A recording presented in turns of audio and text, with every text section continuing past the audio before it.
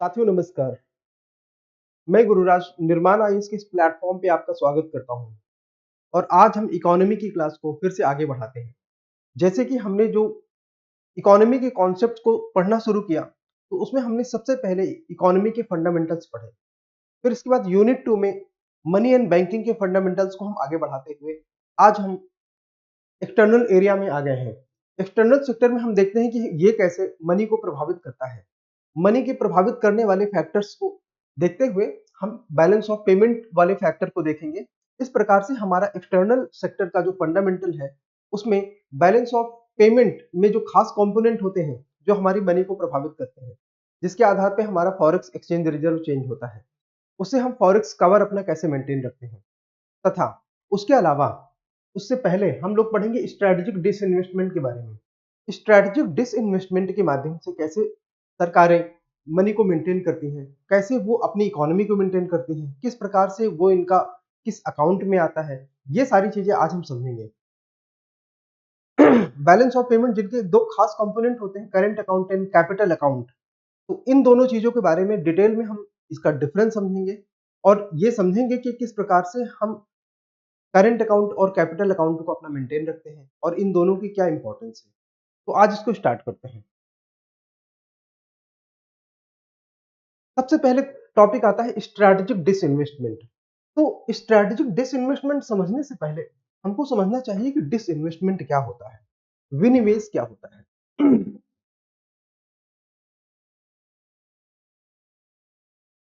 विनिवेश क्या होता है, डिसइन्वेस्टमेंट। अगर हमने ये समझ लिया तब तो स्ट्रैटेजिक डिसइन्वेस्टमेंट समझना हमारे लिए मतलब का है। चलिए इसको समझने का एक तरीका यह है कि हम एक पाई चार्ट बनाते हैं।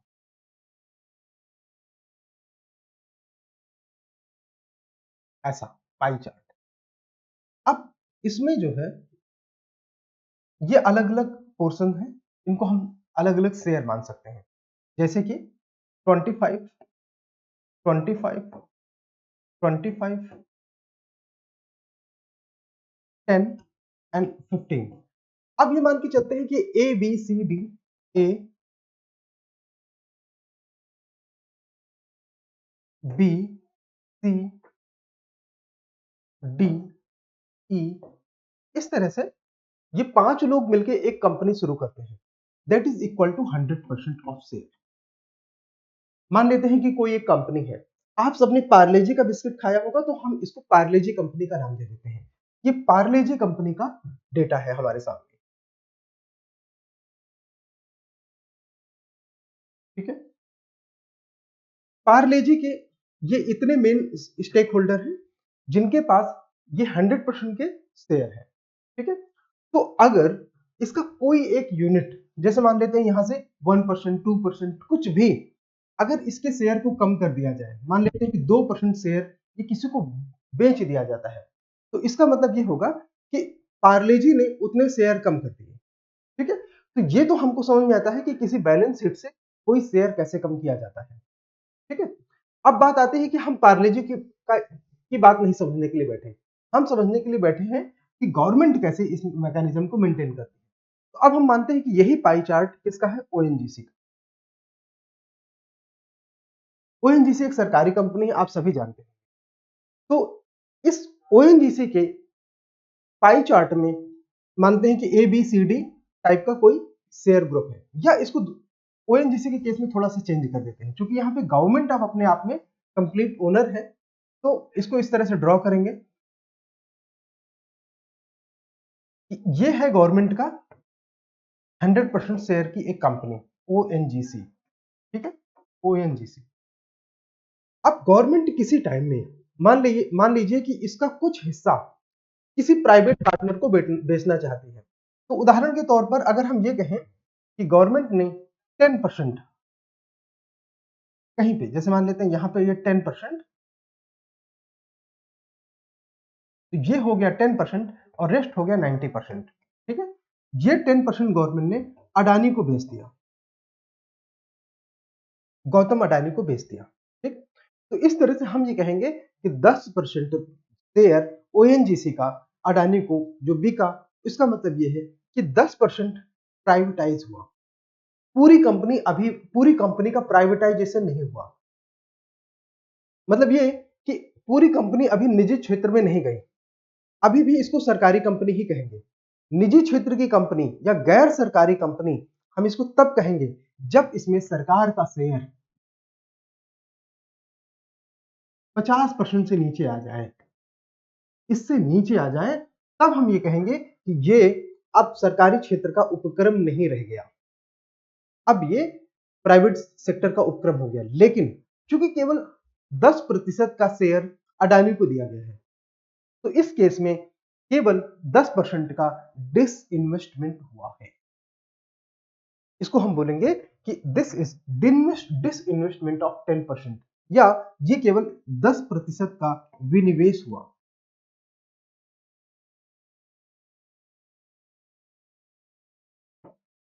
दस प्रतिशत का विनिवेश हुआ, ठीक है, 10% का विनिवेश हुआ। तो अब आपको यह पता चल गया कि विनिवेश क्या है। दूसरा उदाहरण लेते हैं, इसी को चेंज कर देते हैं। आप मान लीजिए कि यहां पे ये जो परसेंटेज है ये कुछ ऐसा है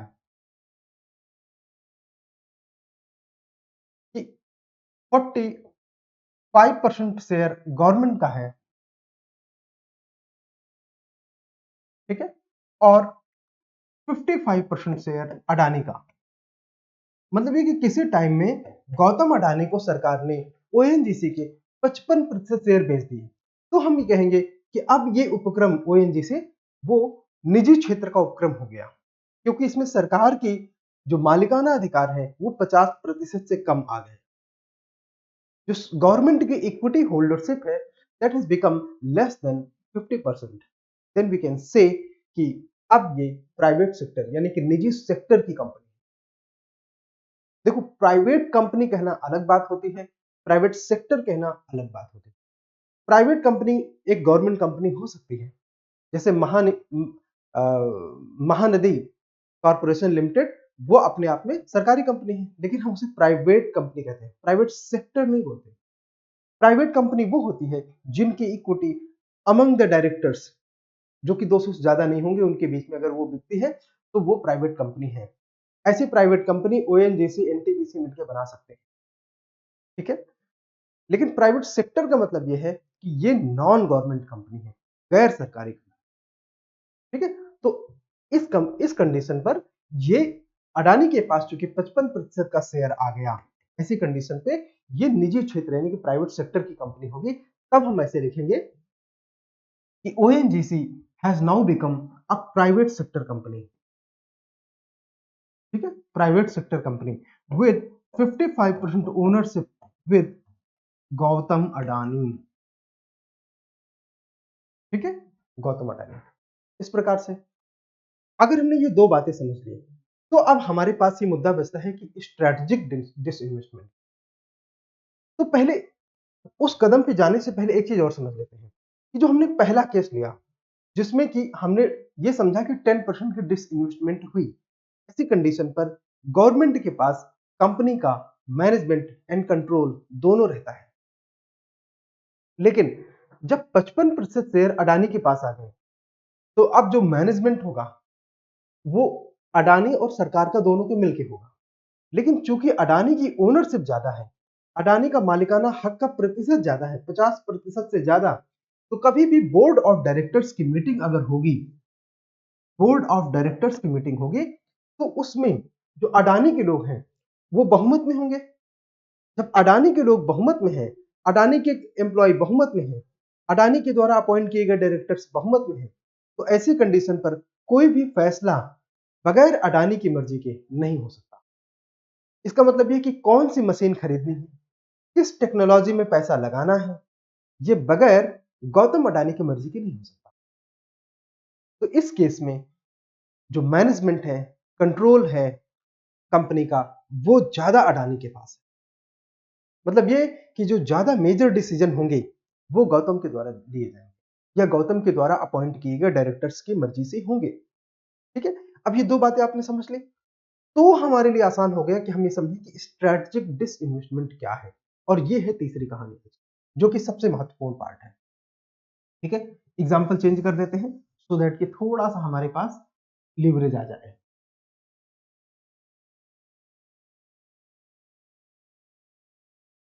अब हमारा मेन टॉपिक है स्ट्रैटेजिक डिसइन्वेस्टमेंट।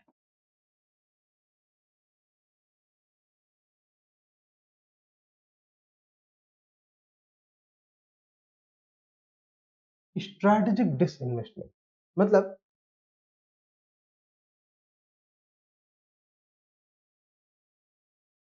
स्ट्रैटेजिक विनिवेश। ठीक है, तो क्या होता है ये स्ट्रैटेजिक डिसइन्वेस्टमेंट? हाँ, रणनीतिक विनिवेश, इसके लिए जो हिंदी शब्दावली है वो है रणनीतिक विनिवेश। रणनीतिक विनिवेश, ठीक है, इसके लिए जो हिंदी शब्द है वो है रणनीतिक विनिवेश। क्या होता है रणनीतिक विनिवेश, जरा ध्यान से देखिए। मान लेते हैं ये एक कंपनी है ना, ऐसे, और ये इसका पाई चार्ट है। ये कंपनी अभी किसी एक तारीख को 100% सरकार के द्वारा ओन किए जाते हैं, 100% गवर्नमेंट की है। 1 जनवरी 2021 को, और 1 जनवरी 2021 के बाद सरकार ये फैसला करती है कि इस कंपनी का कुछ हिस्सा, कितना मान लेते हैं, कुछ, एक उदाहरण के तौर पर समझते हैं 35%, बट किसी भी कंडीशन पर ये जो परसेंटेज है वो 50% से ज्यादा नहीं होगा, not more than 50%, not more than 49%, सही टर्म जो हम लिखेंगे 49%,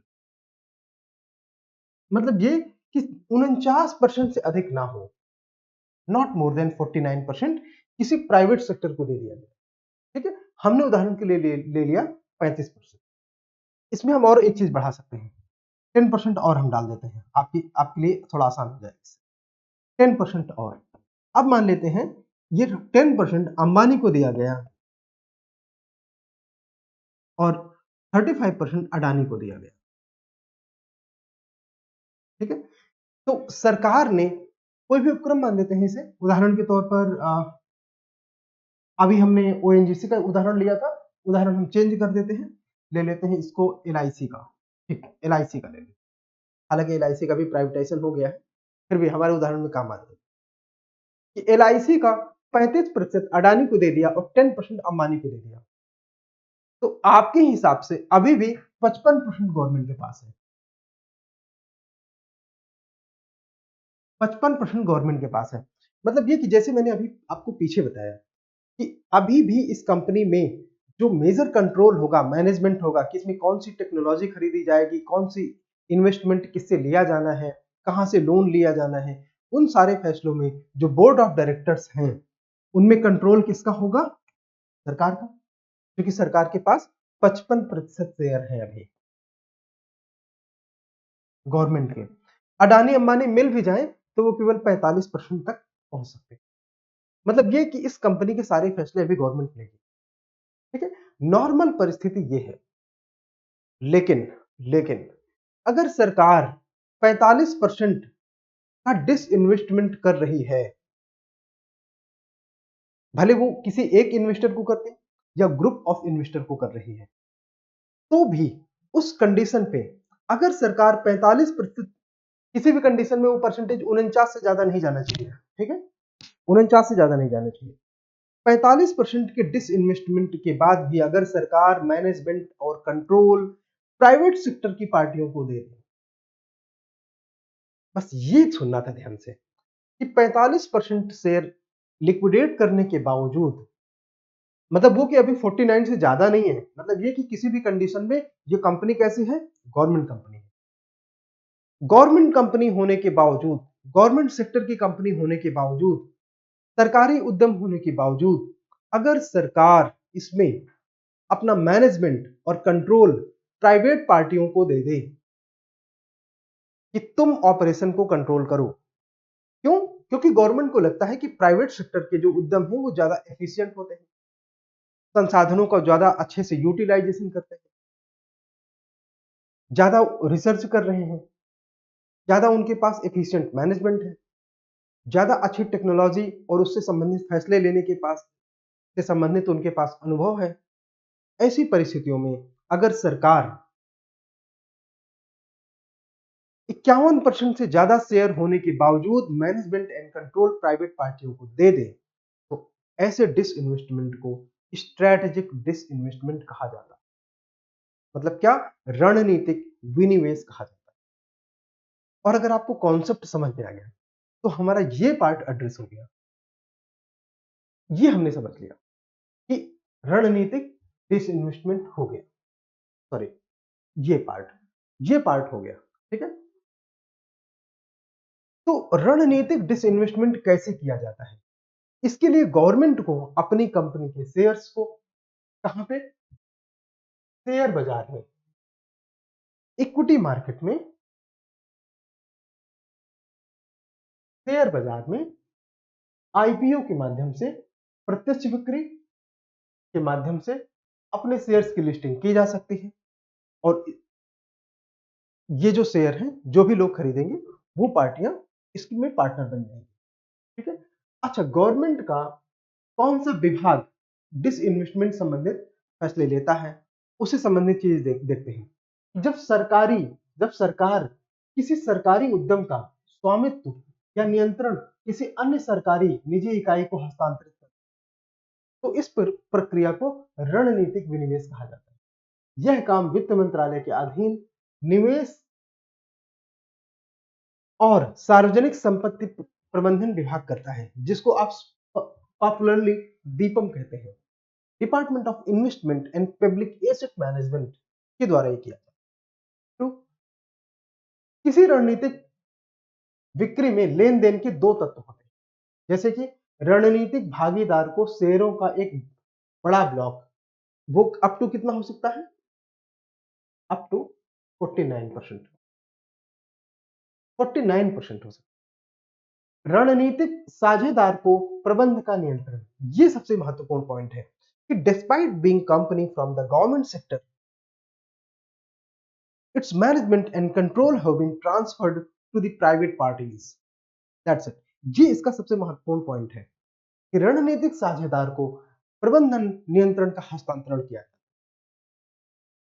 रणनीतिक विनिवेश का अर्थ प्रबंधन नियंत्रण के हस्तांतरण के साथ साथ केंद्रीय सार्वजनिक क्षेत्र के उद्यम, जो भी सेंट्रल पब्लिक सेक्टर एंटरप्राइज होगा, जैसे हमने उदाहरण लिया एलआईसी का, एलआईसी का या ओएनजीसी का, ले लीजिए, उससे दिक्कत नहीं है।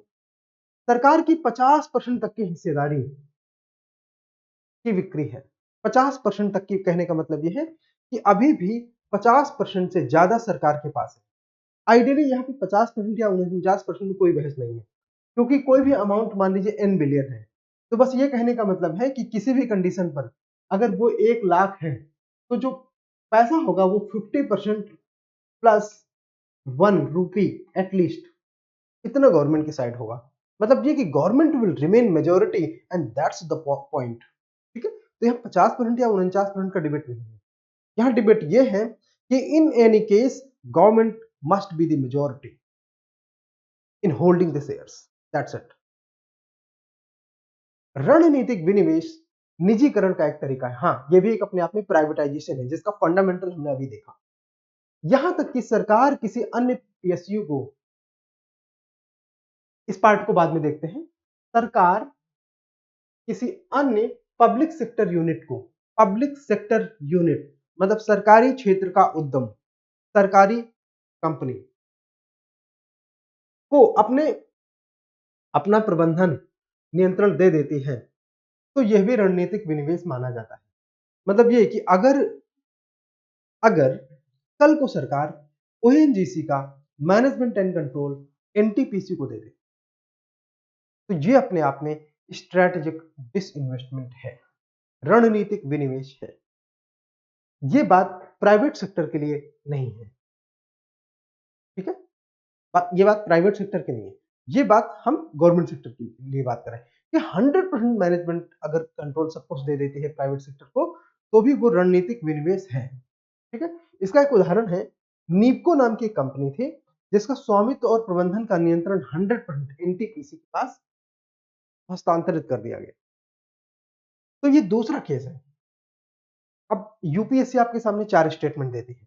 नॉर्मली आप डिसइन्वेस्टमेंट जानते हैं, स्ट्रेटेजिक डिसइन्वेस्टमेंट भी जानते हैं, लेकिन यहाँ पे केस अगर ऐसा हुआ है, शायद ये 2019 का केस है, तो ऐसी कंडीशन पर आपकी नजर नहीं जाती और आपको लगता है ये कथन तो गलत है क्योंकि आपने इसे कहीं पढ़ा नहीं और आपके पहले जो महान शिक्षकों हैं उन्होंने ये अपना काम जिम्मेदारी से किया नहीं। तो इस परिस्थिति में आपका ये प्रश्न गलत हो जाता है और वो जो रटी रटाई किताबों का फॉर्मेट है जिसके माध्यम से महान महान शिक्षक आपको जो है पढ़ाते चले आ रहे हैं और आपका सिलेक्शन नहीं हो रहा, उस मेथड में दिक्कत है। इसलिए जरूरी ये है कि हम गवर्नमेंट के डेटा सोर्सेस को देखें और भी देखें कि क्या चीजें चल रही हैं, उसके आधार पर नए नए कॉन्सेप्ट को ऐड करें, तब आपका कल्याण होगा। ठीक है? अब बात करते हैं कि रणनीतिक विनिवेश होता कैसे है, कौन करता है। तो पीछे मैंने आपसे जैसे बताया था, दीपम इसके लिए मेन बॉडी है। दीपम कहाँ है? मिनिस्ट्री ऑफ इकोनॉमी के अंदर में, मिनिस्ट्री ऑफ फाइनेंस के अंदर में। मिनिस्ट्री ऑफ फाइनेंस के अंदर में 6 डिपार्टमेंट है जिनमें एक डिपार्टमेंट है दीपम। तो नई नीति जो कि 2019 में आई थी उसके अनुसार दीपम और नीति आयोग संयुक्त रूप से रणनीतिक विनिवेश के लिए पब्लिक सेक्टर कंपनी की पहचान करेंगे। अपने आप में ये एक मुद्दा है ना कि किस कंपनी को बेचा जाए, किस कंपनी को लिक्विडेट किया जाए, किस कंपनी की हिस्सेदारी बेची जाए, किस कंपनी को की हिस्सेदारी लिक्विडेट की जाए, किसमें डिसइन्वेस्टमेंट किया जाए, इसका फैसला कैसे लिया जाएगा। क्या कल को हम ओएनजीसी को प्राइवेटाइज कर सकते हैं क्या? या हमने क्यों एलआईसी को ही चूज किया, या हमने क्यों आईडीबीआई को ही चूज किया, है ना? तो ये सारे प्रश्न हमारे सामने आते हैं। इसके अलावा बहुत सारी कंपनियों का प्राइवेटाइजेशन हुआ है। तो ऐसी कंडीशन में किस कंपनी का चयन करना है, आपसे अगर सजेशन लिया जाएगा तो आप बहुत आसानी से कह दोगे कि जो कंपनियां घाटे में चल रही हैं उनको प्राइवेटाइज कर दिया जाए और बेहद स्मार्ट आंसर आपका माना जाएगा, है ना? लेकिन लेकिन लेकिन यहां पे थोड़ी प्रक्रिया जटिल है। इसलिए नीति आयोग और दीपम मिलकर ये सिलेक्ट करेंगे कि किस कंपनी को प्राइवेटाइज करना है, किस कंपनी को डिसइन्वेस्टमेंट के तहत उसको उसके शेयर्स या उसका कुछ बड़ा स्टॉक लिक्विडेट करना है या किसी प्राइवेट पार्टनर को बेचना है। तो जब ये सर्चिंग का काम नीति आयोग और दीपम कर लेते हैं, उसके बाद cabinet committee on economic affairs द्वारा इसको अप्रूव किया जाता है, अनुमोदन किया जाता है। अब आपने अगर पॉलिटी में पढ़ा cabinet committee on economic affairs का बॉस कौन होता है, तो कमेंट सेक्शन में आप बता चुके होंगे अब तक। और अगर अब तक आपको नहीं पता तो मैं बता देता हूँ, cabinet committee on economic affairs Bharat के ज्यादातर फैसलों में मुहर लगाती है, अप्रूव करती है और इसको चेयर करते हैं honourable prime minister of India. ठीक है, प्रधानमंत्री जी इसको चेयर करते हैं, मतलब प्रधानमंत्री ji cabinet committee on economic affairs के रियल बॉस हैं। इसके अलावा वित्त मंत्री, गृह मंत्री और जो उनके कैबिनेट के मेन मेन सदस्य होते हैं वो उसमें बैठते हैं। ठीक है, सरकार ने एक वैकल्पिक तंत्र बनाया है जो कि रणनीतिक विनिवेश की प्रक्रिया को तेज करने के लिए इंटर मिनिस्टेरियल बॉडी है, अंतर मंत्रालयी निकाय, इंटर मिनिस्टेरियल बॉडी। मतलब ये कि अलग अलग मंत्रालय के सचिव लोग इसमें पार्ट करेंगे, मतलब बैठेंगे और मिलकर फैसला लेंगे। ठीक है, तो ये वैकल्पिक तंत्र का काम क्या है, अब ये देखते हैं। लेन देन के लिए लेन देन किए जाने वाले शेयरों की मात्रा, बिक्री का तरीका, कि मतलब कितने शेयर लिक्विडेट करना है, कितने शेयर का डिसइन्वेस्टमेंट करना है, पहला फैसला तो ये। बिक्री का तरीका, जिन शेयर को डिसइन्वेस्टमेंट करना है उसके लिए मेथड क्या होना चाहिए। क्या उनको सीधे आईपीओ के माध्यम से सेकेंडरी मार्केट में लिस्टिंग कर देनी चाहिए, स्टॉक मार्केट में, या कुछ और, या किसी खास इन्वेस्टर को इनवाइट किया जाए, इन्वेस्टर का चयन कैसे किया जाए, कौन सा इन्वेस्टर इस ऑपरेशन को मैनेज करने के लिए उचित होगा, इन सारी बातों को ध्यान देने का काम किसका है, इस इंटर मिनिस्टेरियल बॉडी को। ठीक है, और शेयरों के जो अंतिम मूल्य हैं, स्टॉक्स की जो लास्ट प्राइसेस हैं, उनको डिटरमाइन करना। ऐसे मूल्य निर्धारण, अब आपने शेयर की प्राइसेस कैसे निर्धारित कर दिए, मूल्य निर्धारण के लिए सिद्धांत और दिशा निर्देश निर्धारित करना कि उनके तरीके क्या होने चाहिए, कैसे आप प्राइस डिसाइड करो। देखो, प्राइस डिसाइड करने में बहुत सारा छिपा हुआ खेल है। ऐसा भी तो हो सकता है कि कुछ सचिव या कोई खास सचिव कुछ सेक्रेटरीज को इन्फ्लुएंस करें कि आप ये वाला स्टॉक कम प्राइस में रखो, और फिर वो अपने किसी रिश्तेदार का नाम प्रपोज करे। मान लेते हैं वो रिश्तेदार है गौतम अडानी, कि गौतम अडानी को भेज दो। ठीक है, तो ऐसी कंडीशन पर अपने आप में ये एक क्रिमिनल एक्ट होगा। इसलिए इसके लिए सिद्धांत स्टैब्लिश करना बहुत जरूरी है, ताकि ट्रांसपेरेंसी के साथ आप इन्वेस्टर को इनवाइट कर सकें और कोई भी इन्वेस्टर इस बात का आरोप ना लगा सके कि इसमें कोई भाई भतीजावाद, नेपोटिज्म या कोई फेवरेटिज्म, पक्षपात इत्यादि हुआ है। इस प्रकार का आरोप लगाए बिना पब्लिक सेक्टर की जो कंपनी है उसका डिसइन्वेस्टमेंट करना अपने आप में एक फेयर प्ले होगा। ठीक है, तथा रणनीतिक भागीदार का चयन करना, मतलब किसको बेचना है, इसके लिए भी पूरा अपने आप में एक ट्रांसपेरेंट मैकेनिज्म होता है। बिक्री के नियम और शर्तें, नियम और शर्तें मतलब ये किस प्रकार से बिक्री की जानी है। मैंने आपसे बताया था ना, बहुत कठिन होता है इन सारी चीजों को फेयरनेस के साथ करना, क्योंकि हिडन इंटरेस्ट होते हैं। 1% शेयर का मतलब लाखों रुपए होता है या करोड़ों रुपए होता है। तो ऐसी कंडीशन पर या लाखों करोड़ों रुपए होता है कहना चाहिए, अगर ओएनजीसी या कोई ऐसी बड़ी कंपनी की बात करें। इसलिए वो मैकेनिज्म फेयर हो, नीतिगत हो, और वो फेयर दिखाई भी पड़े। There must be perception of being fair play in the process of disinvestment. That's why interministerial body is required to establish a mechanism under which any investor can invest in in particular government company, है ना, कि कोई government company में कोई भी investor आसानी से निवेश कर सके। इसके लिए ये जरूरी है कि वो मैकेनिज्म अपने आप में फेयर प्ले के साथ हो और वो प्रतीत हो कि फेयर है। ये अपने आप में इंपॉर्टेंट है। अदरवाइज ये वो जंक्चर होता है जहां पे करप्शन की इतनी न्यूज आती है कि हर साल इतनी न्यूज आती है कि आप देखेंगे कि बहुत सारे ब्यूरोक्रेट्स, नेतागण इनमें लिप्त हैं। ठीक है, विनिवेश पर सचिवों का एक कोर ग्रुप, जो कोर ग्रुप ऑफ सेक्रेटरीज होगा, उसके वो प्रस्तावों पर निर्णय लेने के लिए समय, मूल्य और बिक्री के नियम और शर्तें, जो कोर ग्रुप होगा इन्हीं में से। अब इसमें भी अलग अलग मंत्रालय के सचिव होंगे, उन सचिवों का एक कोर ग्रुप होगा। वो कोर ग्रुप इन सारे फैसलों को जल्दी जल्दी करेगा, जिससे कि त्वरित फैसले लेने की सुविधा हो सकेगी। और एक ही सेंट्रल पब्लिक सेक्टर एंटरप्राइज के लिए cabinet committee on economic affairs का जो अप्रूवल है वो काफी होगा। मतलब ये कि cabinet committee on economic affairs को हर एक स्टेप पे अप्रूवल देने की जरूरत नहीं है। सिर्फ सिंगल अप्रूवल के माध्यम से वो पूरे मैकेनिज्म को आगे बढ़ा सकते, अप्रूव कर सकते हैं।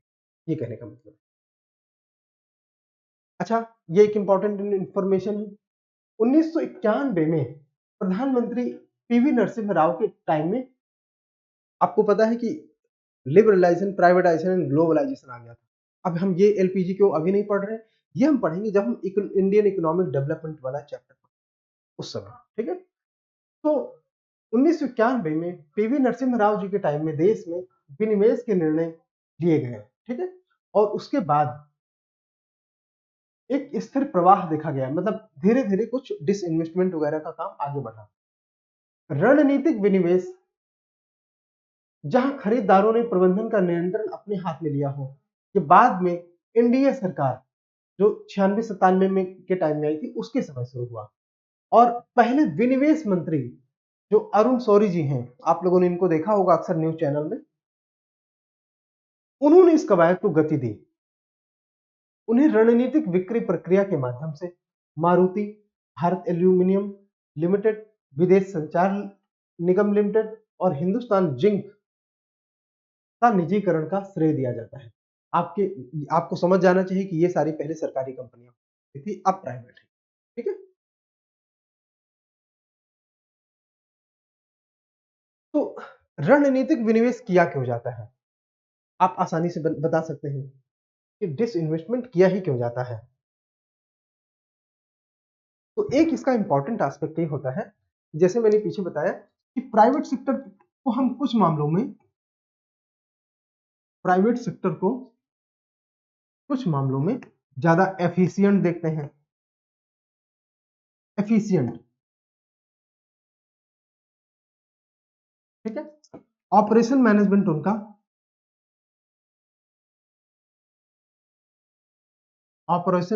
उनका ज्यादा स्मूथ और क्विक होता है, ठीक है। ज्यादा स्मूथ और क्विक होता है। कॉस्ट रिडक्शन, लागतों को कम करने के लिए, ठीक है। R&D को प्रमोट करने के लिए, रिसर्च एंड डेवलपमेंट को प्रमोट करने के लिए। तो ये वो कुछ फैसले होते हैं जिनकी वजह से हम स्ट्रेटेजिक डिसइन्वेस्टमेंट करते हैं, ठीक है। और इसके कुछ और पॉइंट देख लेते हैं कि और क्या इसके उद्देश्य होते हैं। तो इसमें देखते हैं कि एक बड़ा पर्पज ये होता है, अगर आप लोगों ने पहले कभी संसद में होने वाली बहसों को सुना था, तो 2016-17 के टाइम में अरुण जेटली जी, जो उस समय के वित्त मंत्री थे, उन्होंने एक बात कही थी कि व्यवसाय करना सरकार का कार्य नहीं है। जो उनके एग्जैक्ट वर्ड हैं वो ये थे कि government has no business to be in government. व्यवसाय करना सरकार का काम नहीं है। Governments business is to facilitate transparent and a justiciable mechanism under which private companies may proliferate, operate, grow and develop, है ना। तो ये उनके बेसिकली वर्ड्स थे। सरकार की भूमिका एक स्वस्थ कारोबारी माहौल की सुविधा सुविधा प्रदान करना है, ठीक है। अतिरिक्त आय सरकार को, इससे ये जो करों के अतिरिक्त आय होती है उसे हम अतिरिक्त आय कहते हैं, करों के अतिरिक्त, ठीक है। सरकार को अपनी प्रतिबद्धता के साथ आर्थिक विकास को बढ़ावा देने के लिए बुनियादी ढांचे पर अधिक मात्रा खर्च करने के लिए आवश्यकता होती है। डिसइन्वेस्टमेंट प्रोसीड्स का मतलब यह है कि जब किसी कंपनी के स्टॉक बेचे गए तो सरकार को मिलता है पैसा। उस पैसे के माध्यम से सरकार अपने कैपिटल एक्सपेंडिचर को या डेवलपमेंटल एस्पेक्ट को मेंटेन करने के लिए उपयोग कर सकते हैं। हाथ में पैसा है तो सरकार विकास के कार्यों में उसे खर्च कर सकती है। यह उम्मीद किया जाता है कि जो रणनीतिक खरीदार होगा, हमारे केस में अडानी, अधिग्रहणकर्ता यानी कि अडानी, इन कंपनियों के विकास के लिए नया प्रबंधन, यही भी चीजें मानी जाती हैं कि हाँ, प्राइवेट सेक्टर वाले ज्यादा एफिशिएंट होते हैं। नया प्रबंधन, प्रौद्योगिकी निवेश, प्रौद्योगिकी और नया धन ला सकता है, नया पैसा। कैसे? जैसे एक्सटर्नल कॉमर्शियल बारोइंग के माध्यम से विदेश से वो पैसा अट्रैक्ट कर सकता है, मसाला बॉन्ड जारी करके विदेश से पैसा ला सकता है। उनके विकास के लिए नए तरीकों, कहां से नए तरीके आते हैं? रिसर्च एंड डेवलपमेंट से। और इन कंपनियों को अधिक लाभदायक बनाया जा सकता है, मतलब इन कंपनियों को ज्यादा प्रॉफिटेबल बनाया जा सकता है और अपने शेयर धारकों के लिए अधिक मूल्य पैदा कर सकते हैं। मतलब ये कि जो बाकी के शेयर होल्डर हैं, खासतौर से जो माइनॉरिटी शेयर होल्डर होते हैं, जो स्मॉलर शेयर होल्डर होते हैं, जिनके पास किसी के पास 0.1%, किसी के पास 0.001%, किसी के पास मामूली कुछ लाख करोड़ रुपए, है ना। तो ऐस या कुछ करोड़ रुपए या कुछ लाख रुपए इत्यादि, तो उन शेयर होल्डर्स का फायदा हो, वो शेयर होल्डर ज्यादा से ज्यादा पैसा कमा सके, उनका भरोसा जीता जा सके, है ना। तो उन चीजों के लिए स्ट्रेटेजिक डिसइन्वेस्टमेंट एक एफिशिएंट तरीका माना जाता है, ठीक है। बट अब आपके घर में सोना रखा है, चांदी रखी है, आप उसे बेच देंगे तो कितनी बार बेचेंगे? एक बार बस। कभी आपकी आर्थिक परिस्थिति बहुत खराब हो जाती है, कभी आपके देश में पैसे की बहुत कमी हो जाती है, तो फिर आप क्या करेंगे? सरकारी कंपनियों को इसी तरह की एसेट समझा जाता है कि जिस प्रकार आपके घर में रखा हुआ सोना है, जो विपत्ति के समय काम आता है, उसी प्रकार सरकारी कंपनियां हैं जिनको आप विपत्ति के समय इस्तेमाल कर सकते हैं, बेच के पैसा ला सकते हैं। सरकार की कोई लायबिलिटीज हैं, कोई दायित्व हैं, कोई जिम्मेदारियां हैं, उनकी पूर्ति के लिए आप इन सरकारी कंपनियों को बेच के पैसा ला सकते हैं। लेकिन अगर आप नॉर्मल टाइम में इन कंपनियों को बेच देंगे तो विपत्ति में क्या करेंगे? घर में रखा सोना तो चला गया, है ना? तो ये एक अपने आप में कॉन्सेप्चुअल अड़चन आप इसे कह सकते हैं, ठीक है?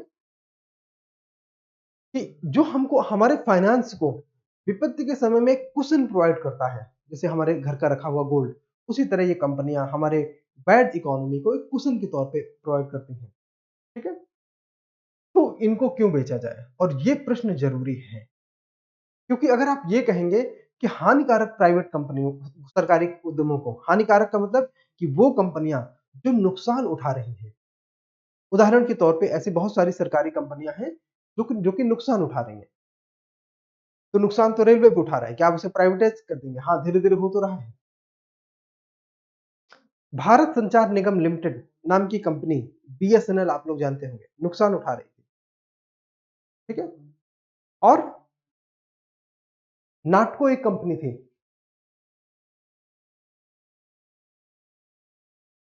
नेशनल एंटी टोबैको कंपनी, इसका एक फेमस ब्रांड आता था, ब्रांड का नाम है तराना।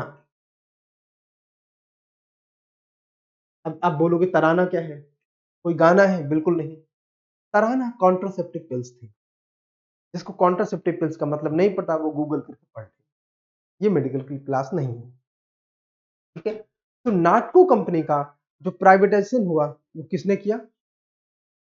गवर्नमेंट ने। क्यों? नुकसान उठा रहे थे। तो इन नुकसानों को भरपाई करने का एक तरीका था डिसइन्वेस्टमेंट कर दो या स्ट्रेटेजिक डिसइन्वेस्टमेंट कर दो, है ना?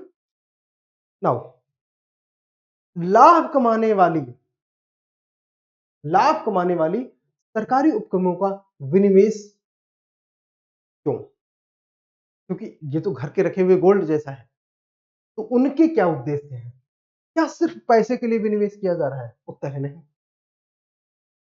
लाभ कमाने वाली सरकारी उद्यमों का विनिवेश करना क्यों जरूरी है? इसमें एक फंडामेंटल कॉन्सेप्ट है।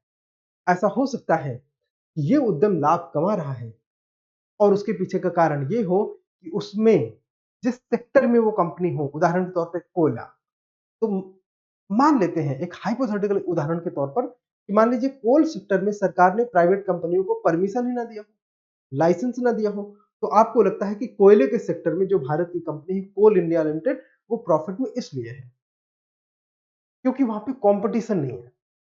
और अगर कंपटीशन आ जाए तो एफिशिएंसी बढ़ जाएगी कोल प्रोडक्शन की, और ऐसे कंडीशन पर जो प्राइवेट कंपनी होगी वो कोल इंडिया लिमिटेड की तुलना में ज्यादा लाभ कमा सकती है। कम कॉस्ट पे कोयले का एक्सप्लॉयटेशन किया जा सकता है, कोयले को निकाला जा सकता है। ऊर्जा क्षेत्र की कंपनियों के बारे में अक्सर ये आरोप लगाते रहे हैं प्राइवेट सेक्टर के लोग कि सरकार प्राइवेट सेक्टर को लाइसेंस नहीं देती, इसलिए उनकी कंपनियां प्रॉफिटेबल दिखती हैं। अदरवाइज प्राइवेट कंपनियां उनसे ज्यादा प्रॉफिट कमा सकती हैं और कम लागत में ऑपरेशन का संचालन कर सकती हैं। एक तो ये बड़ा मुद्दा है जिसकी वजह से प्रॉफिटेबल कंपनियों को प्राइवेटाइज किया जा सकता है, ठीक है? दूसरा, ऐसा भी हो सकता है कि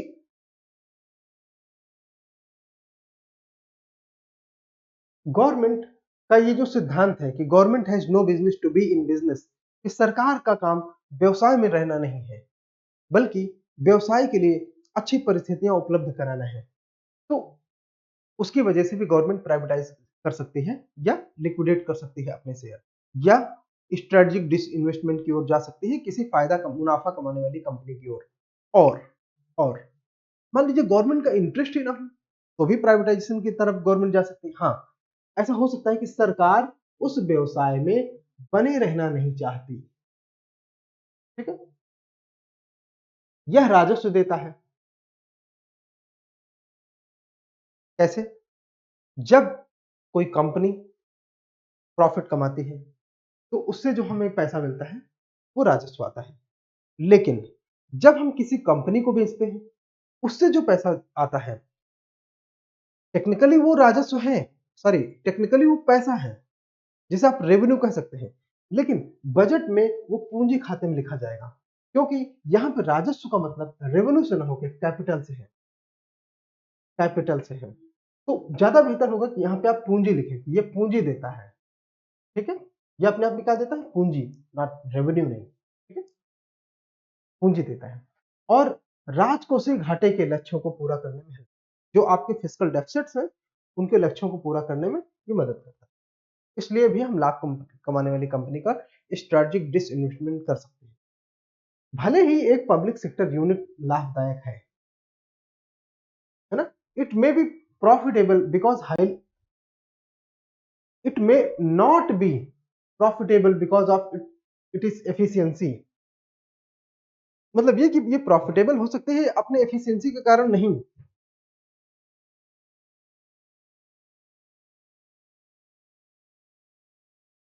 बल्कि बल्कि ऐसा हो सकता है कि इसमें सरकार का एकाधिकार हो, जैसा मैंने अभी डिस्कस किया था, और निजी क्षेत्र की कंपनी में उस फील्ड में आने की अनुमति न दी गई हो। यदि सरकार पब्लिक सेक्टर यूनिट का निजीकरण करेगी और अन्य निजी कंपनियों को अनुमति देगी तो कीमतों में कमी आएगी। क्यों? कंपटीशन आएगा, एकाधिकार खत्म होगा, तो कीमतों में कमी आएगी, और कीमतों में कमी लाने से उपभोक्ताओं को लाभ होगा।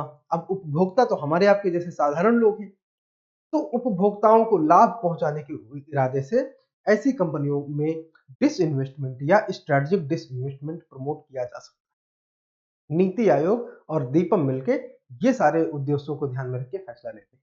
ठीक है,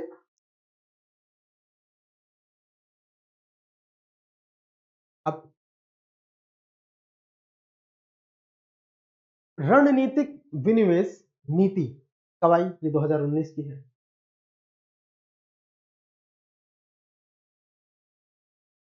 वित्तीय संस्थानों सहित केंद्र और राज्य के सार्वजनिक क्षेत्र के उद्यमों की उपस्थिति को कम करना। मतलब ये, अब देखो सेंट्रल पब्लिक सेक्टर एंटरप्राइज तो वो कंपनियां हो गई जैसे ओएनजीसी, एनटीपीसी इत्यादि। साथ में कह रहा है वित्तीय संस्थानों सहित, मतलब बैंक, अगर सरकार की कोई इंश्योरेंस कंपनी है वो, सरकार की कोई नॉन बैंकिंग फाइनेंशियल इंस्टीट्यूशन है वो, इन चीजों का भी स्ट्रेटेजिक डिसइन्वेस्टमेंट किया जा सकता है। ठीक है, और उद्देश्य ये है इनकी उपस्थिति जो सरकारी क्षेत्र की है इनकी कम करना। जितना ये कम रहेंगे उतना कंपटीशन हेल्दी रहेगा, क्योंकि गवर्नमेंट कहीं भी होती है तो उसके पास कई सारे अलग पावर होती है जिसकी वजह से वो प्राइवेट सेक्टर के लिए एक हेल्दी एटमॉस्फेयर क्रिएट करने में बैरियर बन जाते हैं। तो इनकी उपस्थिति को कम करना, इनकी central public sector enterprises CPSE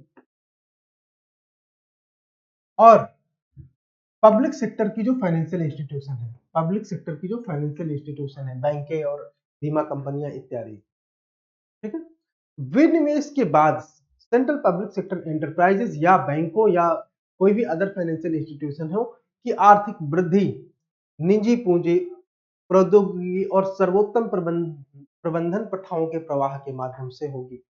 आर्थिक विकास और नई नौकरियों में योगदान होगा।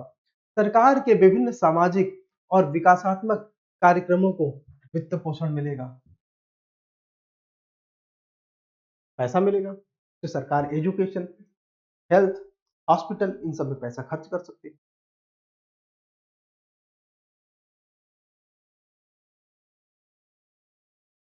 नीतिगत विशेषताएं, नीति मतलब पॉलिसी, पॉलिसी में मौजूद सेंट्रल पब्लिक सेक्टर एंटरप्राइजेस, सार्वजनिक क्षेत्र के बैंक, सार्वजनिक क्षेत्र की बीमा कंपनियां सब शामिल है, इनका हमने जिक्र कर लिया है।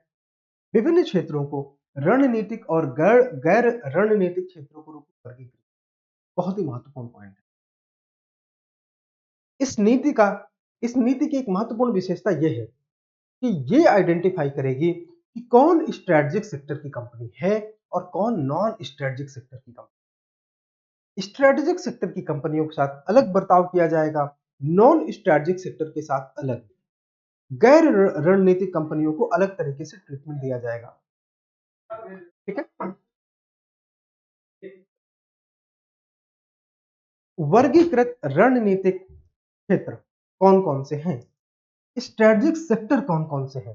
ध्यान दीजिए, जो लोग इंग्लिश मीडियम के हैं वो लोग अपना इंग्लिश के टर्म लिखते चले। स्ट्रेटेजिक सेक्टर, उनको पीडीएफ में अगर कोई दिक्कत आती है तो वो बताएं, हम उनको इंग्लिश का पीडीएफ पहले ही प्रोवाइड कर रहे हैं। अच्छा, एक और चीज मुझे याद आती है, आप में से कुछ लोगों ने पूछा, इसको मैं बता दूं। कुछ बच्चों ने पूछा कि रिवीजन कैसे करें। तो दो तरीके हैं। अगर आप नोट्स बना रहे हैं तो अपना नोट्स खोलिए, उसको रिवाइज करिए, साथ में कान में ईयरफोन लगाइए, हेडफोन, और हमारी वीडियो को आप शुरू से एकदम क्लिक करिए, ठीक है। और उसमें ए टू जेड चीजें नहीं पढ़नी है। अगर आप हर बार ए टू जेड चीजें पढ़ोगे तो आपका टाइम बर्बाद होगा, पहली चीज। दूसरी चीज, क्या पढ़नी है ये हम थोड़ी देर में बात करते हैं। दूसरी चीज, जब भी आप रिवाइज करें तो वीडियो में आप उसे डाउनलोड ना करें, सीधे यूट्यूब से देखें, तो उसे उसके जो स्पीड है वो 2x कर लें। और अगर डाउनलोड करना है तो उसे यूट्यूब में ही डाउनलोड करें, ताकि आप उसे 2x कर सकते हैं, 1.5x कर सकते हैं, उसकी स्पीड तेज हो जाती है। हाँ, अब बात है पहले पॉइंट पे कि रिवीजन कैसे करें। तो हमने सारी वीडियो के डिस्क्रिप्शन बॉक्स में, अगर आपको डिस्क्रिप्शन बॉक्स नहीं पता तो आप मुझे फोन करके जान लो या किसी से और से पूछ लो। जो यूट्यूब के नीचे बॉक्स होता है जिसमें हम लोग अपनी डिटेल्स लिखते हैं कि ये वीडियो फला फला है, इसमें ये मैटर है, वहां पे अगर आप सी मोर पे क्लिक करेंगे, जहां पे लिखा रहता है सी मोर ऐसे, उस पर क्लिक करेंगे तो नीचे एक लिस्ट आ जाएगी ऐसी। जैसे मान लीजिए ऐसे आ गया स्ट्रेटेजिक सेक्टर, सेक्टर, और इस तरह की एक लिस्ट आ जाती है 1 2 3 4 टाइप से, और इधर उसका टाइमर लिखा रहता है ऐसे, टाइमर उसका लिखा रहता है। अगर आप इस टाइमर पे क्लिक करोगे ऐसे, तो ये जो स्ट्रेटेजिक सेक्टर है वीडियो में सीधे प्ले हो जाएगा, ठीक है। इसे स्मार्ट टैगिंग कहते हैं, स्मार्ट टैगिंग। तो ये हमारी इकोनॉमी के सारे वीडियो में है, और आपको यूपीएससी के किसी भी टीचर के किसी भी मैटर में इस तरह की स्मार्ट टैगिंग नहीं मिलेगी। ये अपने आप में टेक्नोलॉजी है जो हम लोगों ने यूज करी है, जिसके माध्यम से आपका रिवीजन आसान हो सकता है। मैंने आपसे बताया था कि ये सिर्फ इकोनॉमी की नॉर्मल क्लासेस नहीं है, ये प्रॉमिस है आपको यूपीएससी में फाइनल सिलेक्शन तक ले जाने की, जो राह में बाधाएं हैं उनको खत्म करने की। क्योंकि रिवीजन का महत्व आप लोग जानते हैं, इसलिए रिवीजन के लिए टेक्नोलॉजी का उपयोग करके इस प्रकार से इस स्मार्ट तरीके से आप चीजों को रिवाइज कर सकते हैं, ठीक है। तो कोई दिक्कत आती है फोन कीजिए, आप लोग मुझे फोन करते हैं, मुझे बहुत अच्छा लगता है, और उसमें जो डाउट्स पूछते हैं तो वो भी बहुत अच्छा है। जैसे कि मैं कुछ बच्चों के नाम ले सकता हूँ, ऋषभ, सुशील, इन लोगों ने मुझे कल फोन किया, थैंक यू सो मच। आपको अगर कोई आपकी डाउट्स और क्वेरीज अगर सॉल्व हो रही तो ठीक है, अगर नहीं सॉल्व हो रही तो या तो आप कमेंट करिए या तो आप फोन करिए, कोई समस्या नहीं। आप फोन करिए तो भी आप यूट्यूब में कमेंट जरूर करिए, आपकी कमेंट डेफिनेटली मैटर करती है। इन वीडियोस को आप अपने दूसरे व्हाट्सएप ग्रुप में, दूसरे टेलीग्राम के ग्रुप में, या फेसबुक के ग्रुप में, इंस्टाग्राम में इनको शेयर कीजिए, ठीक है। और जो लोग शेयर करके लिंक भेजेंगे, आई पर्सनली पर्सनली मैं आपको बोलता हूं कि आपके नंबर में अपने फोन में सेव करूंगा। आपको जब भी जहां भी दिक्कत होगी उसमें आपको गाइडेंस किया जाएगा, लेकिन आपने शेयर किया है ये मुझे इंश्योर करना होगा, ठीक है। तो ये अपने आप में टू वे मैकेनिज्म है, there is something for something, ठीक है।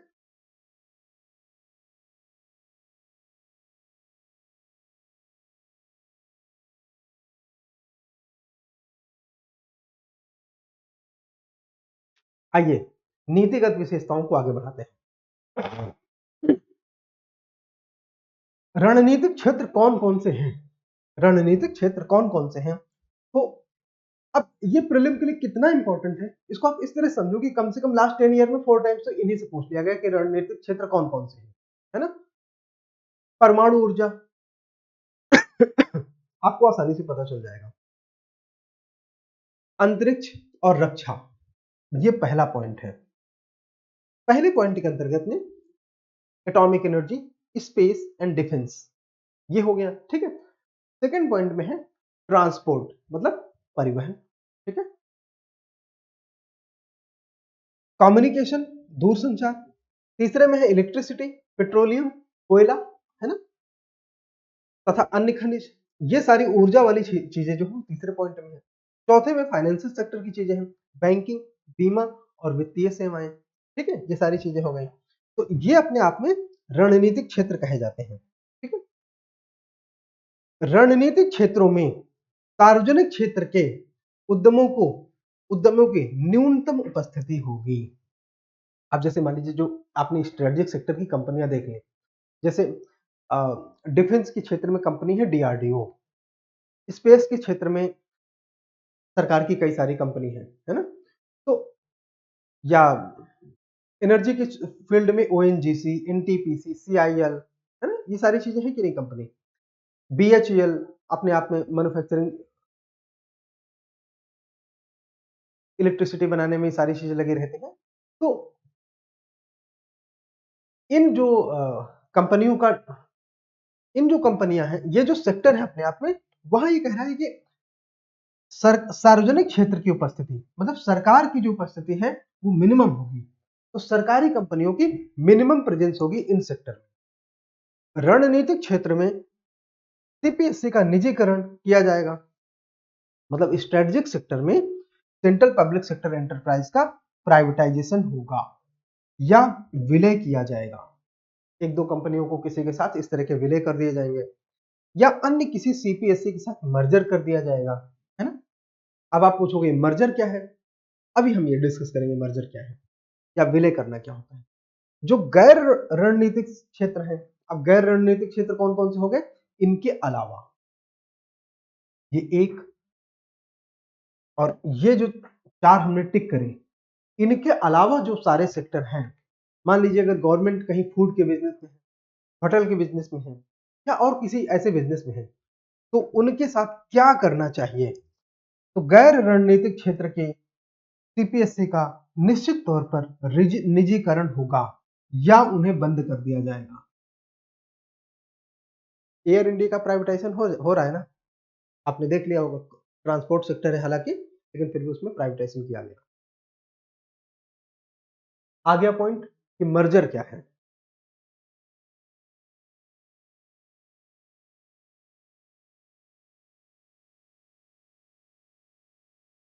इन शब्दों में हमेशा कंफ्यूजन होता है, ठीक है?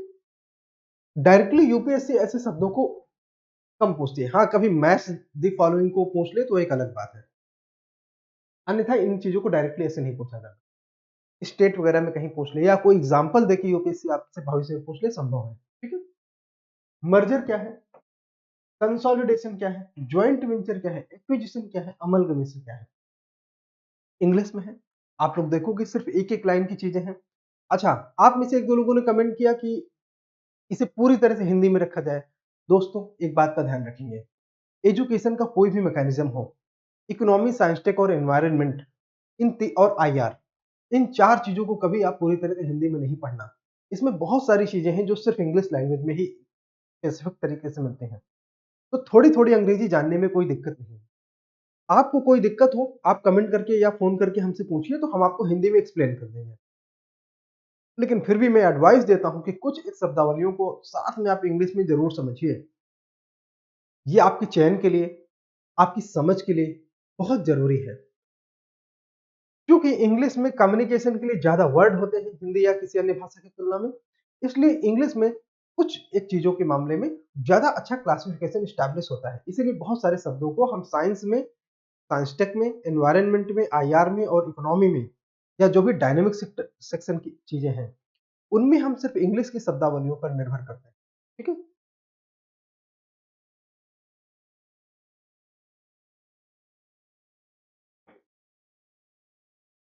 तो समझते हैं मर्जर क्या है। जब एक कंपनी दूसरी कंपनी को मर्ज करती है, मतलब अब्जॉर्ब करती है, कैसे? जैसे सोखता और पानी एक साथ रख दिया जाए तो सोखता पानी को खींच लेगा, स्पंज, ठीक है? तो एक कंपनी दूसरी कंपनी को अवशोषित कर लेती है और केवल एक कंपनी बचती है। मतलब ये कि ए प्लस बी इक्वल टू ए। थोड़ा अजीब है ना, मैथमेटिक्स नहीं है इसलिए। ए बचती है और बी को उसने ऑब्जर्व कर दिया, ठीक है? इसका उदाहरण हमारे लिए मतलब का नहीं है। कैसे करते हैं ये यहाँ पे इतना इंपॉर्टेंट नहीं, ये इंपॉर्टेंट है कि क्यों करते हैं। जब आपको पता है कि ए एक बड़ी कंपनी है, बी एक छोटी कंपनी है, लेकिन बी काफी एफिशिएंट है, और आप चाहते हैं कि ये जो छोटी कंपनी है इसकी एफिशिएंसी आपकी कंपनी के साथ जुड़ जाए, तो आप उसकी स्टेक होल्डर्स को ज्यादा पैसे देके उस कंपनी का मर्जर कर लेते हैं। ठीक है, तो ये तो हुआ उदाहरण मर्जर का। ठीक है, ऐसी कंडीशन पर वो जो दूसरी कंपनी है बी, है ना, उसकी एफिशिएंसी आपके साथ आ जाते हैं और आपको एक नई कंपनी क्रिएट करने का कोई बर्डन नहीं रहता। ठीक है, तो कंसोलिडेशन क्या है? जब कंपनी ए और बी अपने आप को डिसॉल्व कर लेते हैं, मतलब ये कि ए प्लस बी बराबर सी, ए खत्म, बी खत्म और कोई तीसरी कंपनी बन गई सी, उसे कंसोलिडेशन कहते हैं। ठीक है, और ये हम कब करते हैं? जब आपको लगता है कि अकेले ए कंपनी उतनी एफिशिएंसी से ऑपरेशन को नहीं कर पा रही, या अकेले बी कंपनी उसको उतनी एफिशिएंसी से चीजों को नहीं कर पा रही, या अक्सर आप लॉस में रहते हैं, आपको ये लगता है कि ये दो कंपनी आपस में मिल जाए तो ये ऑपरेशन को ज्यादा अच्छे से प्रबंध कर सकते हैं और चला सकते हैं, तो ऐसी कंडीशन में आप एक तीसरी कंपनी बनाते हैं। ठीक है, इसमें आपके लॉसेस कम हो जाते हैं, जो सबसे बड़ी बात है, जो आपकी बैलेंस शीट में ढेर सारे लॉसेस दिखते हैं वो खत्म हो जाते हैं और एक तीसरा ऑपरेशन आ जाता है जिसके पास एडिशनल एसेट होती है, एडिशनल कैपिटल होती है और इनोवेशन करने की क्षमता होती है। अब ज्वाइंट वेंचर क्या है? जब इसको देखते हैं, महत्वपूर्ण है ज्वाइंट वेंचर, जेवी। ज्वाइंट वेंचर जब कंपनी ए, कंपनी बी बराबर कंपनी सी, अब आप कहेंगे तो ऊपर वाला हो गया, है ना, कंपनी सी बनाते हैं। देखो, ज्वाइंट वेंचर में ए और मिलकर, ए और बी मिलकर कंपनी सी तो बन गई, लेकिन इंडिपेंडेंट एग्जिस्टेंस ए और बी की अभी भी है। ए खत्म नहीं हुई, बी खत्म नहीं हुई, लेकिन एक सी कंपनी इनकी बन गई। अब ऐसा कैसे कर सकते हैं? जैसे ये अपने कुछ बिजनेस ऑपरेशन को बंद कर दें, उदाहरण के तौर पर कोलगेट पॉमोलिव या वीआई, वोडाफोन आइडिया। वोडाफोन और आइडिया की अलग एग्जिस्टेंस अभी है, अलग अलग कंपनी वोडाफोन और आइडिया एग्जिस्ट करती हैं, लेकिन वीआई नाम की जो एक तीसरी कंपनी है वो इनका ज्वाइंट वेंचर है। इन्होंने अपने स्टेक और अपने स्टेक मिला के तीसरी कंपनी। कंसोलिडेशन में इंडिपेंडेंट एग्जिस्टेंस नहीं रहती, केवल सी रहता है। इस कंडीशन पर ए भी रहता है, बी भी रहता है और सी भी रहता है। ये अंतर है। नहीं समझ में आया तो आप फोन करके पूछना, इजी है। ठीक है, अच्छा, ये इसमें ज्यादा कुछ कहानी नहीं थी, ये तो सिंपल थे। एक्विजिशन क्या होता है? अब थोड़े ट्रिकी वर्ड आएंगे, है ना।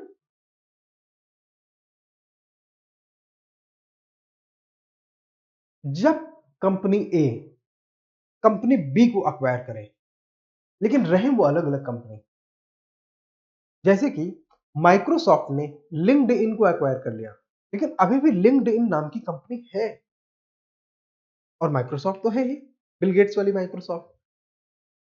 तो इसे कहते हैं एक्विजिशन, मतलब ये कि हमने जिस कंपनी को खरीदा उसके एम्प्लॉय, उसके ऑफिस सब कुछ होंगे, उसी नाम से होंगे। ऐसी कंडीशन कब आती है? जब किसी को पता होता है कि ये कंपनी अपने आप में एफिशिएंट है, अच्छा काम कर सकती है और इनके पास ऑपरेशन चलाने के लिए पर्याप्त पैसा नहीं है, तो वो इच्छा के साथ आपके पास आएंगे, बोलेंगे मिस्टर बिल गेट्स इसमें पैसा लगा दो, तो आप उसमें पैसा लगाते हैं। तो ये उदाहरण होता है एक्विजिशन का। ठीक है, अमलगमेशन, हाँ, यहाँ पे माइक्रोसॉफ्ट ने लिंक्डइन के साथ, इसको एक बार साफ साफ देख लीजिए, ये माइक्रोसॉफ्ट ने लिंक्डइन को एक्विजिशन किया था $26 बिलियन में 2016 में।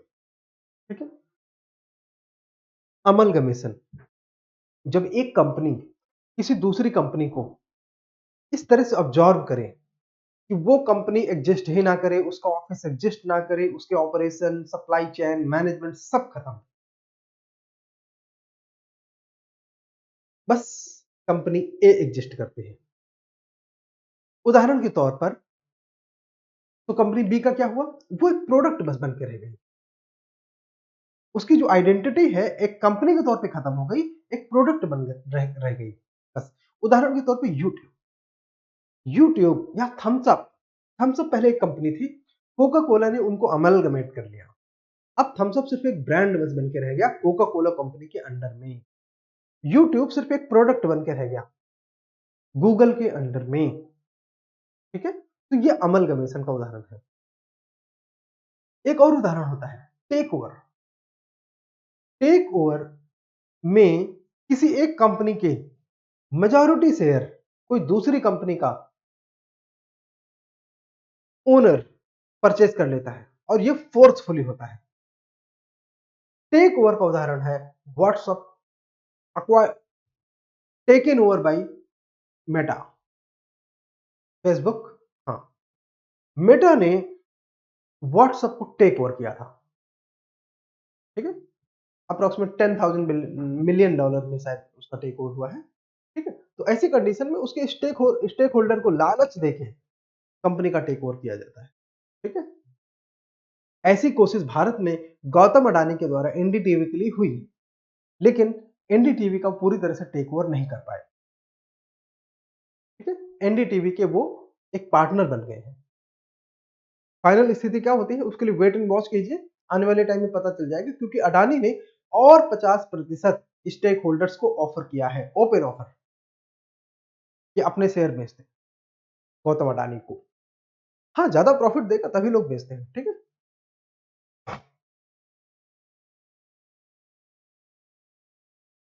पीयूष भाई, sorry Piyush sir.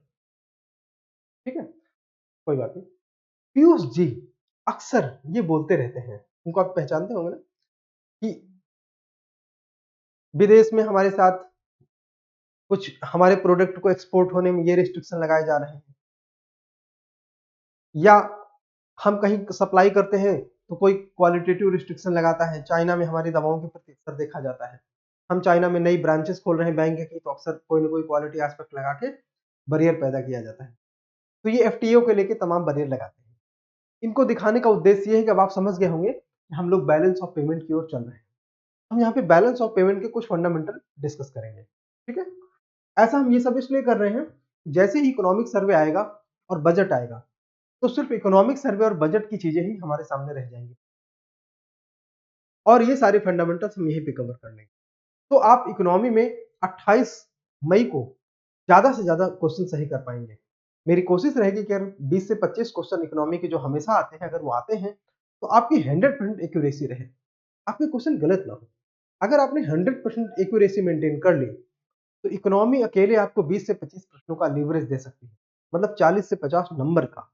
Cut off जाता है 90 से 100 नंबर के बीच में। तो अगर आपने इकोनॉमी के प्रश्नों को सही से कर लिया, तो इस बात के पूरे चांस रहेंगे कि आप मेंस लेंगे।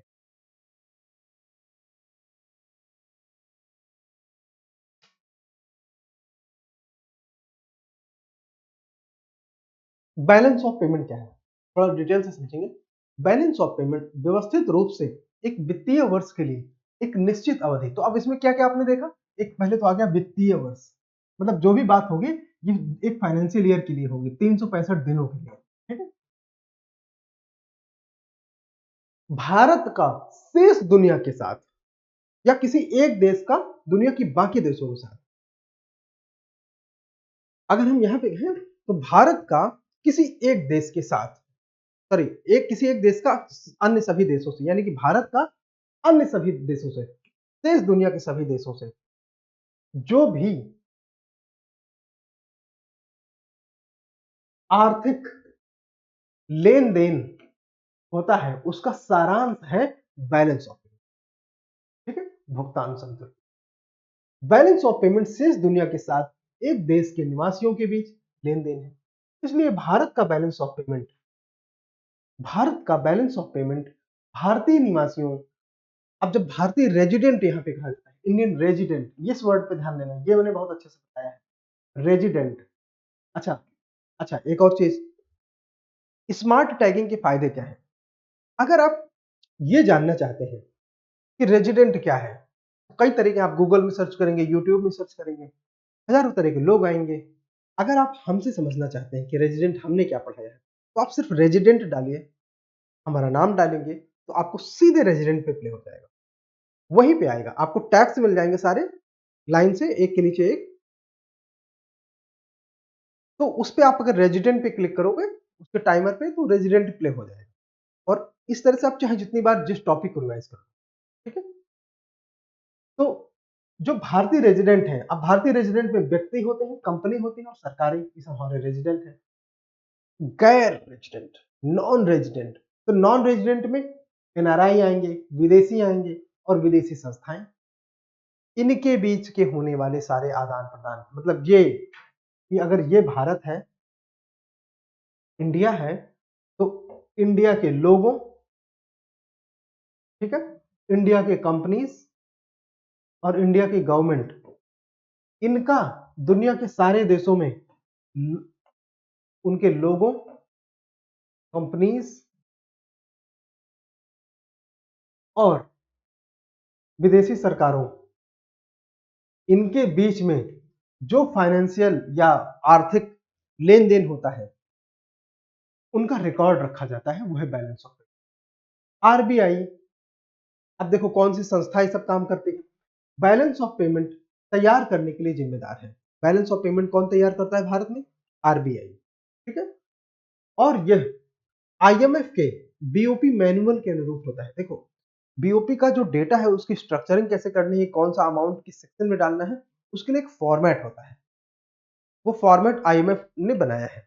तो दुनिया के ज्यादातर देश, ऑलमोस्ट 95%, वो उसी आईएमएफ के फॉर्मेट पे बैलेंस ऑफ पेमेंट का डेटा तैयार करते हैं। तो भारत में आरबीआई भी ऐसा ही करते हैं, ठीक है।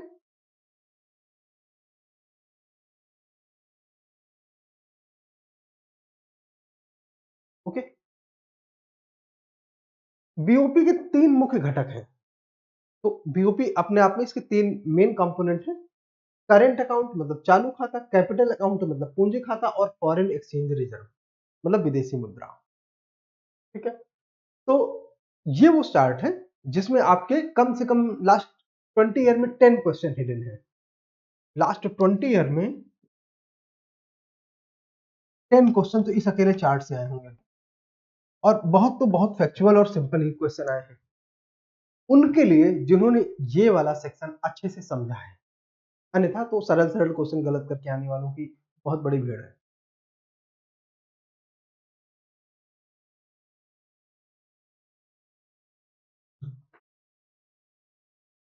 बैलेंस ऑफ पेमेंट में हमने बोला तीन कंपोनेंट होते हैं, करंट अकाउंट, कैपिटल अकाउंट और फॉरेन एक्सचेंज रिजर्व। एक एक को समझेंगे।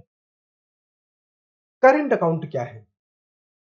एक तो वो ट्रेड जो गुड्स में होता है, कि भारत के किसी नागरिक ने या भारत के किसी कंपनी ने या भारत की सरकार ने कोई सामान बेचा भारत के बाहर किसी नागरिक को, किसी सरकार को या किसी कंपनी को, तो उनका रिकॉर्ड। टेंजिबल गुड्स की बात हो रही है। टेंजिबल गुड्स का मतलब वो वस्तुएं जिन्हें आप टच कर सकते, तो उनको हम कहते हैं मर्केंडाइज एक्सपोर्ट या इंपोर्ट। जो खरीदा वो इंपोर्ट, जो बेचा वो एक्सपोर्ट ऑफ गुड्स। तो इसका जो अकाउंट बनता है वो बनता है बीओटी, बैलेंस ऑफ ट्रेड, ठीक है। फिर बात आती है इनविजिबल, छुपी हुई चीजें। इनविजिबल्स क्या होते हैं? इनविजिबल्स में सर्विस, जैसे कि एक अमेरिकन भारत आया, ताजमहल घूमने गया, सरदार पटेल की स्टेचू घूमने गया, वहां पे उसने टिकट खरीदा, हमारी ट्रेनों में सफर किया, यात्राएं करी, हमारी होटल्स में रुके, हमारी बसेस का इस्तेमाल किया, टैक्सी का इस्तेमाल किया और तमाम तरह की सेवाओं का इस्तेमाल किया भारत में। तो टेक्निकली ये हमारे लिए एक्सपोर्ट है, क्योंकि हमारे हमारी सेवाएं एक अमेरिकन कंज्यूम कर रहा है, जिसके बदले में वो जो डॉलर्स रुपए में उसने कन्वर्ट किए हैं, वो डॉलर्स हमारे देश में आ रहा है, ठीक है। तो उनको कहते हैं इनविजिबल्स, क्योंकि ये सेवाएं छिपी हुई होती हैं, इनको आप टच नहीं कर सकते। जैसे बैंकिंग सर्विस, टूरिज्म, टेलीकॉम, ये सारी चीजें हो गई। और इनविजिबल में क्या है? Factor income. जब भी हम फैक्टर बोलते हैं तो इसका मतलब होता है फोर्थ फैक्टर ऑफ प्रोडक्शन। अगर जिसने ये ध्यान दिया तो उसका आसान हो। 4 फैक्टर ऑफ प्रोडक्शन जो भारत के कहीं भी इन्वॉल्व हैं भारत के बाहर। उदाहरण के तौर पर आप जाएं बाहर नौकरी करें और उस नौकरी से जो आपको सैलरी मिलती है, आपका आपका कोई उद्यम है, कोई कंपनी है, मान लेते हैं अडानी पावर बाहर कहीं पे काम करता है तो उनको जो प्रॉफिट मिलता है, ध्यान से सुनिएगा, सैलरी, प्रॉफिट। इसके अलावा आपने कहीं इन्वेस्टमेंट कर रखा है अमेरिका की किसी कंपनी में, ठीक है, कहीं पे आपने इन्वेस्टमेंट कर रखा है अमेरिका की किसी कंपनी में, उस इन्वेस्टमेंट के अगेंस्ट में आपको जो रिटर्न आ रहा है, ठीक है, वो प्रॉफिट, इंटरेस्ट, डिविडेंड, ये सारी चीजें जो बाहर से आती हैं उनको हम इंडिविजुअल में करंट अकाउंट में रखते हैं। यहां पे ध्यान रखना, यहां पे कभी हमने ये नहीं कहा कि आप अपनी कंपनी बेच के पूरे पैसे ले आओ, नहीं, हम प्रॉफिट की बात करते हैं। इक्विटी में जो आपका डिविडेंड है हम उसकी बात करते हैं। डिविडेंड मतलब इक्विटी से जो प्रॉफिट आया है उसमें हिस्सा, हम उनकी बात करते हैं। तो ये सारी चीजें कहां पे आएंगी? करंट अकाउंट में आएंगी। किस सेक्शन में आएंगी? इंडिविजुअल वाले सेक्शन में आएंगी।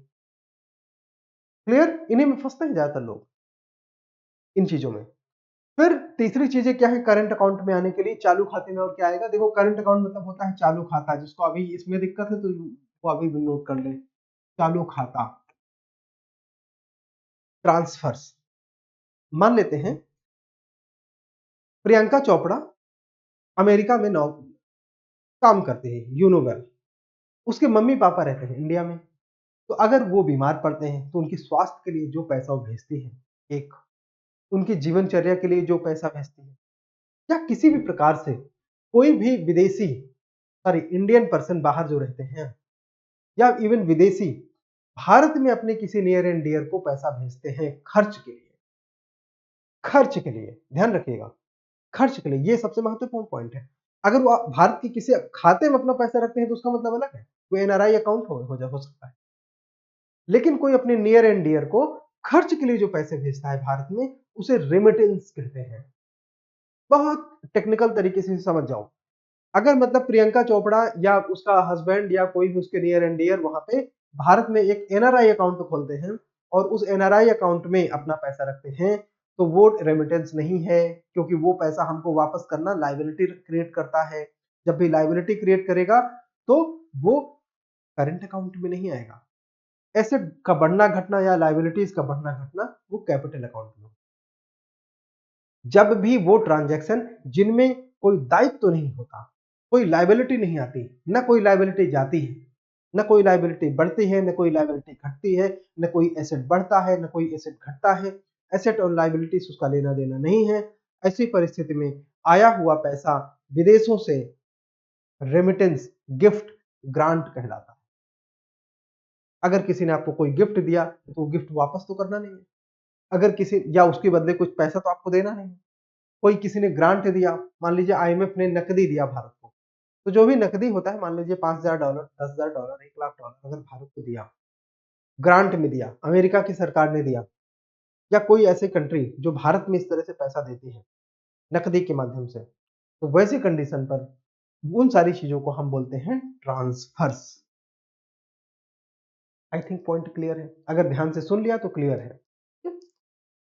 और ये ट्रांसफर आता है इंडिविजुअल में, और ये इंडिविजुअल जाएगा करंट अकाउंट वाली सेक्शन, ठीक है।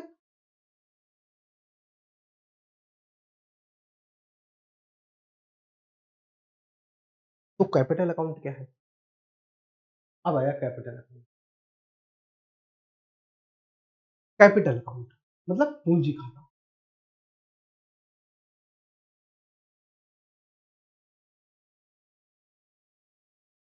पूंजी खाता, ध्यान से देखेंगे कैपिटल अकाउंट।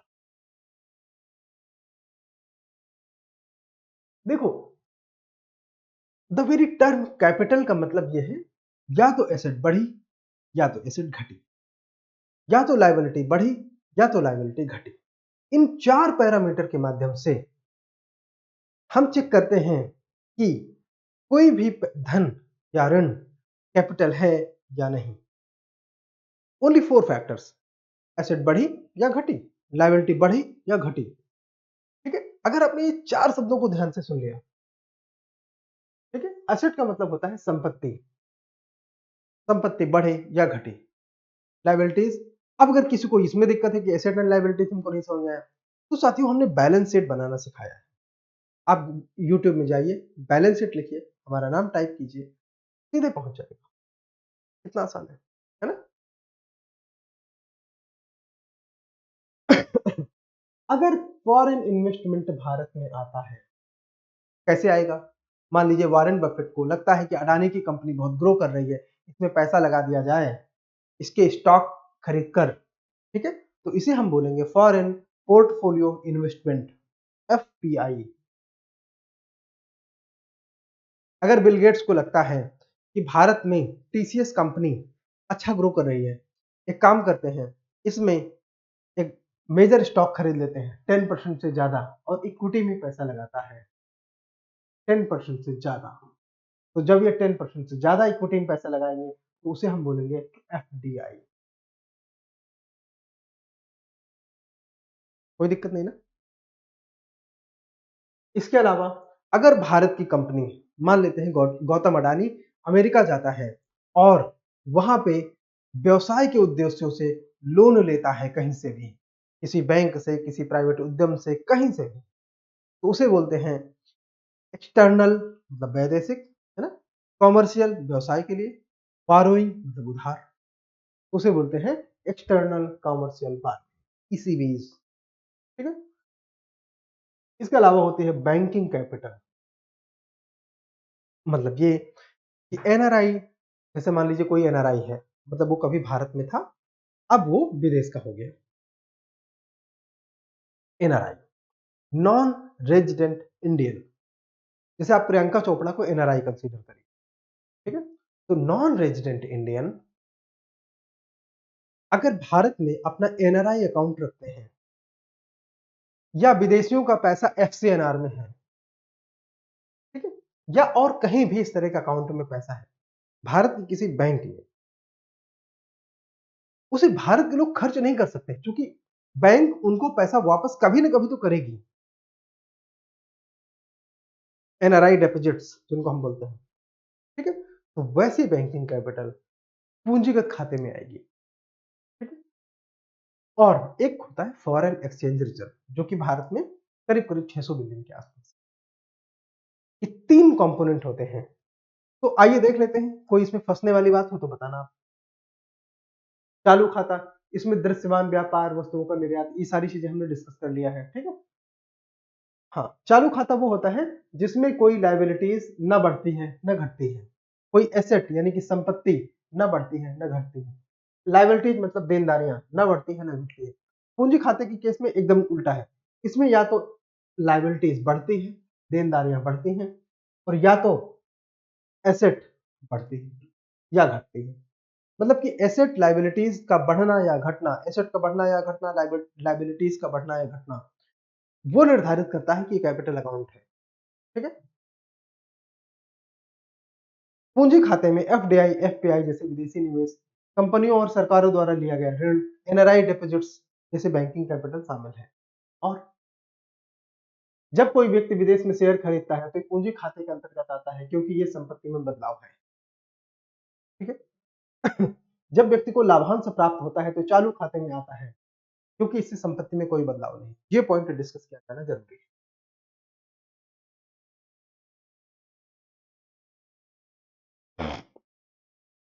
मान लेते हैं भारत का एक व्यापारी है, उसका नाम है ललित मोदी,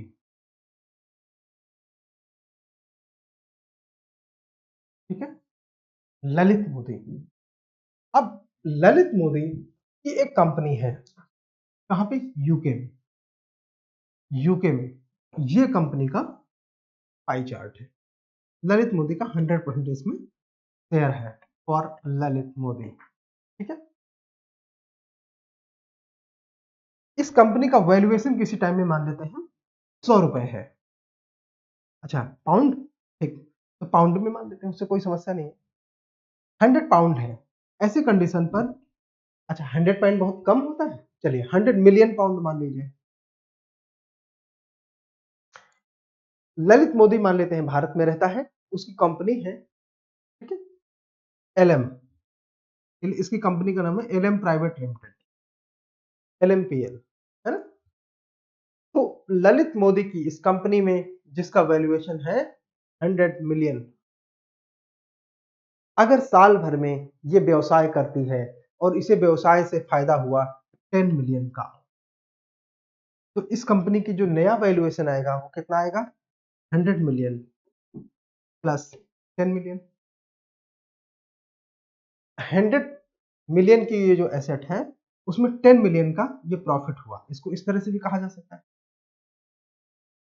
10 मिलियन, ये 100 मिलियन की जो एसेट है इसमें 10 मिलियन का प्रॉफिट हुआ, ठीक है।